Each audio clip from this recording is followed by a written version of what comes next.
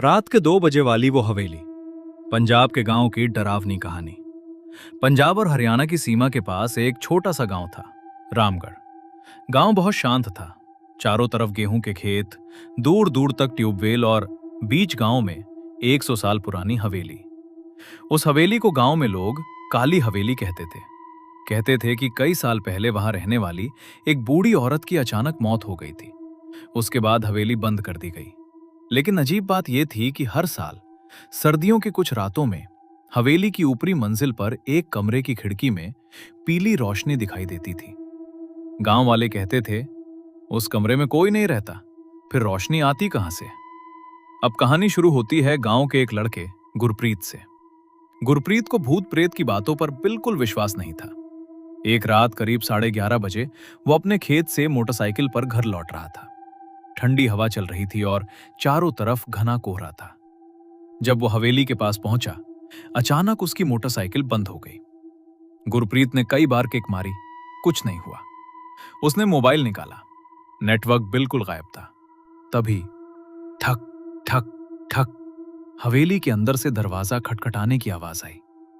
गुरप्रीत ने हवेली की तरफ देखा। मुख्य दरवाजा थोड़ा सा खुला हुआ था। वो खुद से बोला, शायद हवा से खुल गया होगा। वो मोटरसाइकिल वहीं छोड़कर पास गया। जैसे ही उसने दरवाजे को हाथ लगाया, दरवाजा अपने आप पूरा खुल गया। अंदर घुप अंधेरा था। गुरप्रीत ने मोबाइल की टॉर्च चलाई।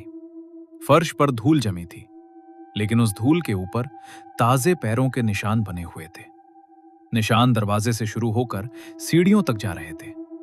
और सबसे अजीब बात, वे पैरों के निशान नंगे पैरों के थे। गुरप्रीत का डर अब बढ़ चुका था। फिर भी उसने सोचा कि शायद कोई गांव का आदमी अंदर गया होगा। वो धीरे धीरे सीढ़ियां चढ़ने लगा। ऊपर पहुंचते ही उसे वही पीली रोशनी दिखाई दी जिसके बारे में गांव वाले बातें करते थे। कमरे का दाउंसवाजा आधा खुला था। अंदर से किसी औरत के धीरे धीरे रोने की आवाज आ रही थी। गुरप्रीत दरवाजे के पास गया। उसने धीरे से पूछा, कौन है? रोने की आवाज अचानक बंद हो गई। कुछ सेकंड तक बिल्कुल सन्नाटा रहा। फिर अंदर से एक बहुत धीमी आवाज आई, गुरप्रीत। उसके शरीर में जैसे करंट दौड़ गया। उसने सोचा, इसे मेरा नाम कैसे पता? वो पीछे हटने ही वाला था कि कमरे के अंदर से फिर आवाज आई, गुरप्रीत, मेरी तस्वीर वापस कर दे। गुरप्रीत को कुछ समझ नहीं आया। उसने कमरे के अंदर झांका। वहां एक पुरानी लकड़ी की मेज पर एक तस्वीर रखी थी। तस्वीर में एक बूढ़ी औरत थी। गुरप्रीत ने तस्वीर उठाई और उसी पल कमरे का दरवाजा जोर से बंद हो गया। धड़ाम। गुरप्रीत ने दरवाजा खोलने की कोशिश की। दरवाजा नहीं खुला। फिर कमरे के कोने से किसी के चलने की आवाज आने लगी। छप छप छप। आवाज धीरे धीरे उसके पास आ रही थी। गुरप्रीत ने मोबाइल की टॉर्च उस तरफ घुमाई। वहां कोई नहीं था, लेकिन फर्श पर एक एक करके गीले पैरों के निशान बनते जा रहे थे और वे निशान सीधे गुरप्रीत की तरफ आ रहे थे। गुरप्रीत ने घबराकर तस्वीर फर्श पर रख दी। तभी दरवाजा अपने आप खुल गया। वो बिना पीछे देखे सीढ़ियों से नीचे भागा। हवेली से बाहर आया तो उसकी मोटरसाइकिल भी वहीं खड़ी थी। इस बार बाइक एक ही किक में स्टार्ट हो गई। गुरप्रीत सीधे घर पहुंचा और अपने दादा को सारी बात बताई। दादा ने तस्वीर देखी तो उनका चेहरा बदल गया। उन्होंने धीमी आवाज में कहा, तुझे पता है ये कौन है? गुरप्रीत ने सिर हिलाया। दादा बोले, ये तेरी परदादी की छोटी बहन थी। गुरप्रीत हैरान रह गया।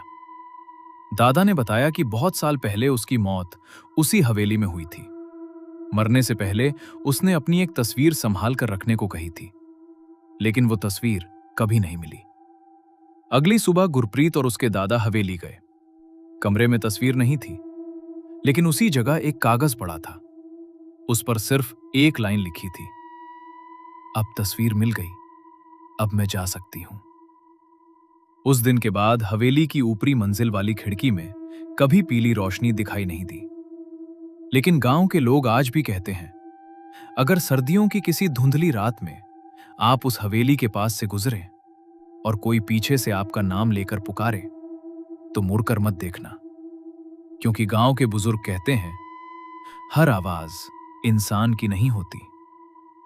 अगर आपको ऐसी ही गांव की सच्ची लगने वाली डरावनी कहानियां पसंद है तो हमारे YouTube चैनल को सब्सक्राइब जरूर करें।